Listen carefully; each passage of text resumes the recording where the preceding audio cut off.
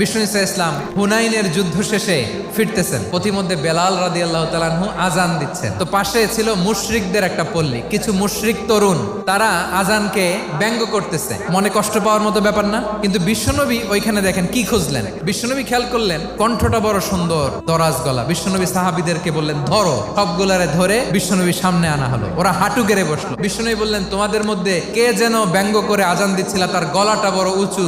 আবু মাহজুরা বলে আমার বন্ধুরা সবাই আমার দিকে আঙ্গুল দেখায়। আবু মাহজুরার মাথায় হাত দিয়ে বললেন এবার আজান দাও দেখি। আবু মাহজুরা বলে আমি তো আজান দিতে জানি না। বিশ্বনবী বললেন তাহলে আসো আমি তোমারে শিখাই দেই। বিশ্বনবী একটা বাক্য পরে, আবু মাহজুরা পরে, বিশ্বনবী পরে, আবু মাহজুরা পরে। আবু মাহজুরা বলে এক একটা বাক্য পড়ি আমার কলিজাটা গলে ঠান্ডা হয়ে যায়। বিশ্বনবীর সাথে দাঁড়িয়ে উনি শাহাদা পড়ে মুসলমান হয়ে গেলেন। বিষ্ণু ইসা ইসলাম বললেন যাও আবু মাহজুরা, আমি তোমাকে পৃথিবীর শ্রেষ্ঠতম মসজিদ মক্কার মসজিদুল হারামের মুয়াজ্জিন হিসেবে অ্যাপয়েন্ট করে দিলাম।